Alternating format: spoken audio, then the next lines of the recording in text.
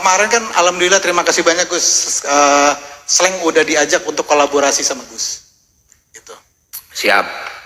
Kapan-kapan nanti kolaborasi lagi kalau ada yang mampu tapi. Iya. Wah yo. Ya akeh kok biayane.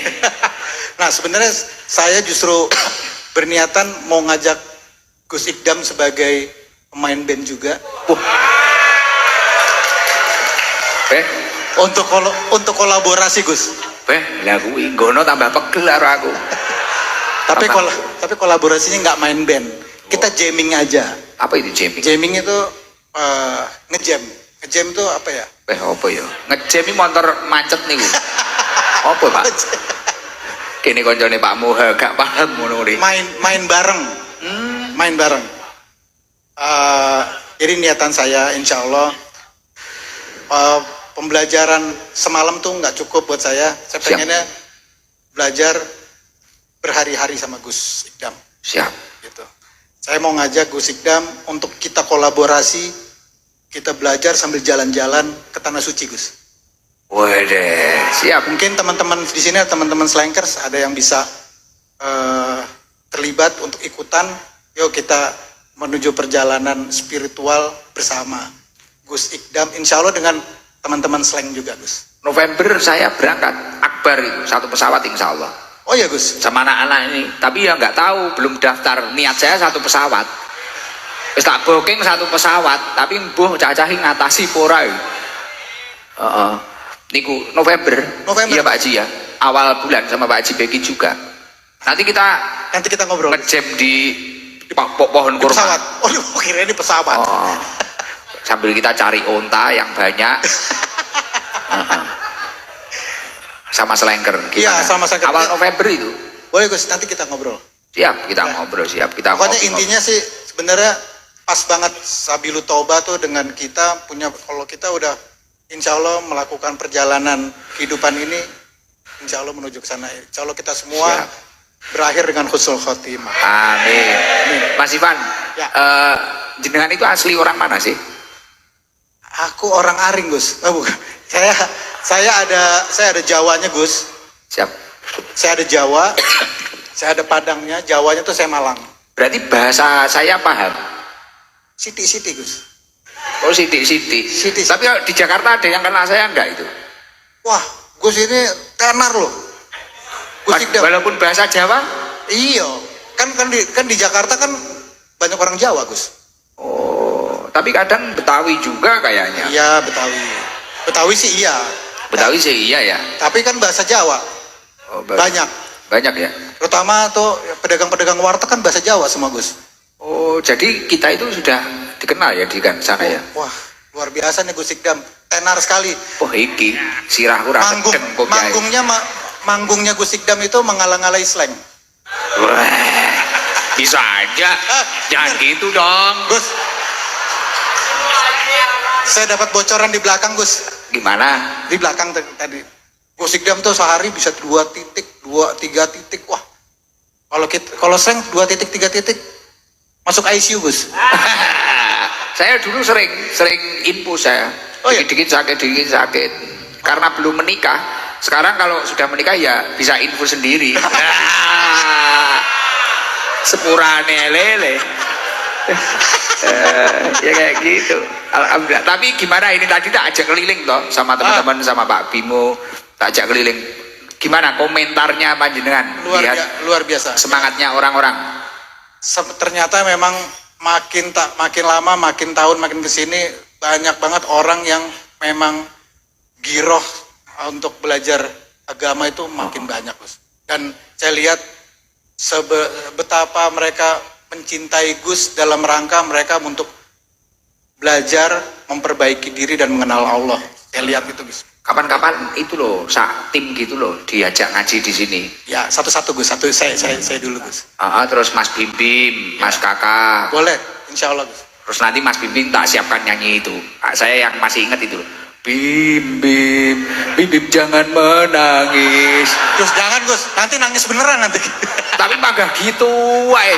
Tak enteni kok ora ganti-ganti bangga ngono wae aku. Tapi karena sing nyanyi musisi yo penak, Pak. Kuwi cara sing nyanyi gono tenan tak parah ya jecek tenan. Gono jangan menangis ya tenan. Aku karo Pak Kaji Bang. Saya sama Pak Jibeki habis acara itu ketemu istrinya Pak Haji Beki ya gitu saya. Bim jangan menangis, ketemu siapa saya gitu. Saya pertama kali loh itu nonton Slank, tapi damai ya waktu itu ya. Alhamdulillah. Istimewa ya. Tahun baru, pesta tahun baru yang sangat unik, istimewa buat kita di situ. Ya. Unik karena biasanya kita tahun baru kembang api ya di belakang pasti ada yang pegang botol gitu kan. Kalau kemarin enggak pegang bendera gambarnya saya ya. Dan yang pegang mak-mak ya. Iya Gus. Benar Gus. Aduh, keren ya kemarin ya. Iya, alhamdulillah. Ya semoga tahun baru depan Kita ulang, gitu. kita ulang lagi. Jadi ngaji dulu, kita kontrol. Ya. Ya karena babnya kayak syukur tadi. Ya. Pergantian tahun itu kan bertambahnya tahun. Harusnya kan kita mensyukuri. Ya. Nek syukuran baru karo nggo botol lagune baru Slank ngono ya beh. Dah kuwi tahun ngarep Israel ngampiri, Pak. Bahaya, iya kan? Betul Gus. Betul. Coba Mas Ivan duduk dulu biar tambah tahu, nanti tak panggilkan jamaah-jamaah yang dari mana gitu ya. Iya, tapi sebelumnya saya boleh tanya Gus. Ya, gimana? Tadi kan mengenai syukur Gus. Siap. Kita kan memang harus bersyukur sekecil apapun nikmat yang Allah berikan. Benar. Tapi kalau misalkan kan pasti yang diberikan oleh Allah ke kita itu kan pasti adalah sesuatu yang terbaik. Terbaik. Pasti. Baik itu yang senang menyenangkan kita walaupun yang tidak. Benar. Nah, kalau misalkan kita sakit Benar. atau kita jalan naik motor tiba-tiba ketatap tiang listrik atau kita mengalami kegagalan pada saat kita berusaha, apakah itu harus disyukuri juga Gus? Harus disyukuri. Terima kasih. Karena ketika manusia itu mendapatkan sakit, sebenarnya sakit itu adalah menebus dosa-dosa kita. Makanya kalau ulama-ulama itu kadang ada dulu wali itu nggak pernah sakit, dungo minta ke Allah segera diberi sakit, karena jangan-jangan saya itu nggak diperhatikan oleh Allah. Makanya sebagian orang itu ya duduk boleh, kayak orang itu mendapatkan ujian itu sebenarnya dia itu dicintai oleh Allah. Iya, mendapatkan ujian dalam hidupnya, dia itu sebenarnya kok nopo itu merasa hidupnya itu sulit atau apa. Sebenarnya dia itu dicintai oleh Allah, walaupun menurut dirinya itu adalah ujian, seolah-olah bahkan sampai ujian yang dia seolah-olah tidak mampu. Ya Allah, seolah-olah bahkan kadang kita sampai suudzon, kenapa Allah gak tega dengan kita? Padahal kata Rasulullah Shallallahu Alaihi Wasallam, "Idza akhaballahu abdan ibtalahu." Ketika Allah itu mencintai hambanya, Allah akan mengujinya. Ternyata seperti itu. Dan ketika seseorang itu mampu bersabar akan ujian Allah, kata Rasulullah apa? Fa in sobaro ijtabahu. Maka dia akan dimuliakan oleh Allah. Kalau dia tidak mampu ridho, dia pasti sakit, bisa-bisa stres, iya kan? Tapi kalau dia memang ridho, modal yang saya pakai ini adalah nikmatnya Allah, dan mungkin ketika saya tidak jadi, ini adalah takdir terbaik yang diberikan Allah. Ternyata apa hasilnya? Wa in rodiya istofahu. Dia akan menjadi orang pilihan Allah Subhanahu wa taala. Makanya rata-rata orang yang sukses-sukses itu dulunya mesti pedih. Contoh ini contoh mudah. Ini kayak saudara saya ini yang jarang kesini, makanya tak buat contoh. Pak Jimoha ini dulu masya Allah, beliau itu waktu pertama ke Kalimantan, ini ya izin, nggak tahu orangnya marah apa enggak, ini tak ceritakan. Ini tapi beneran ceritanya nggak dibuat-buat. Pertama beliau ke Kalimantan, dia itu nggak punya teman di alas, bahkan punya mobil, makanya dikasih plat 92 itu perjalanan beliau menuju Kalimantan tahun 92. Di sana nggak ada harapan mau kerja apa, saudaranya siapa, nggak tahu. Dan tiba-tiba tengah las ini ku nyun sewu niki ketemu anjing. Jadi dia itu bikin rumah-rumahan di pohon. Di pohon bawahnya ada anjing nunggu. Namanya Molly. Beliau selalu ingat itu. bahkan ketika beliau nyeritakan ke saya, dia mesti meneteskan air mata. Perjalanannya luar biasa, bisnis kadang berhasil kadang enggak, sampai pada titik di mana dia benar-benar luar biasa.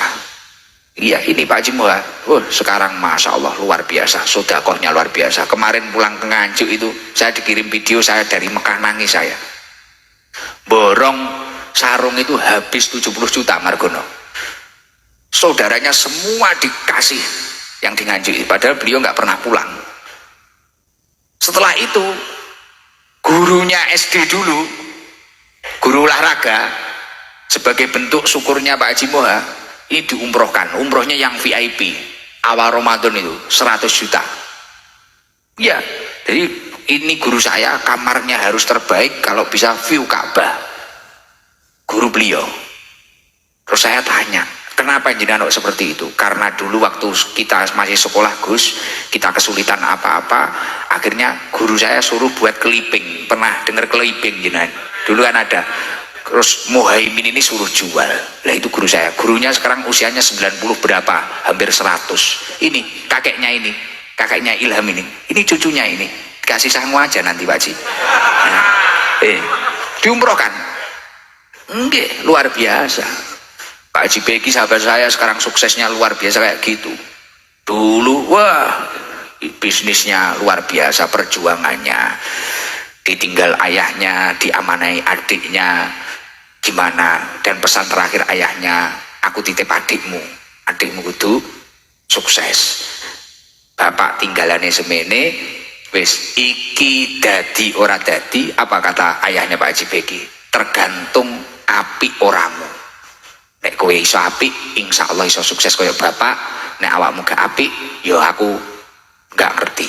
Ngoten, Masya Allah. Akhirnya karena memiliki tanggung jawab, bahkan waktu saya pulang dari Magetan, kan Pak Haji Beki dulu pernah di Magetan, di jalan itu cerita beliau, saya Gus dulu dalam 1 minggu itu 3 kali seret wilawilu, sampai sekarang dikontrol pakai HP saja usaha sudah jalan. Ya itu tadi, makanya jangan pernah putus asa atas ujian-ujian Allah.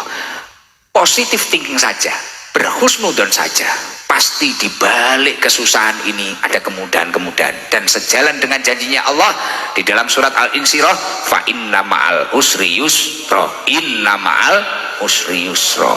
Setelah kesulitan pasti ada kemudahan. Makanya itu kalau bisa ditulis saja di bokong truk, di apa, agar ketika kita itu ada kesulitan apapun, kita ingat di balik semua ini pasti ada kemudahan. Nah, kalau orang seperti itu, tidak ada orang itu kok frustasi, bunuh diri, nggak ada. Nggak jadi nikah sama calonnya, bunuh diri, bunuh keluarganya, insya Allah nggak ada. Berarti yang terbaik untuk kita ya seperti ini. Itu mohon maaf tadi kok malah melebar kemana-mana, karena ya, saya itu seneng dekat dengan Pak Haji Udin ini. Wah, ini juga luar biasa, sekarang mah sukses ini, ketua Sijaka ini. Makanya saya itu kalau ketemu pengusaha-pengusaha itu, kita nggak ngomongin apa-apa, gimana toh panjenengan bisa sukses seperti ini, Masya Allah luar biasa. Lalu Cah Hedroh niki sing semangat biyen ket nyilih. Ini anak Hedroh saya itu dulu kalau ada acara kasihan pinjem ke desa, Grand Mac desa ini loh, Grand Mac desa. Terus akhirnya lambat laun ada Haji Mustafa Superkirun ngasih 1, wis penting istiqomah. Sampai mereka itu tak bilangi istiqomah, sabar, pegel kali kula.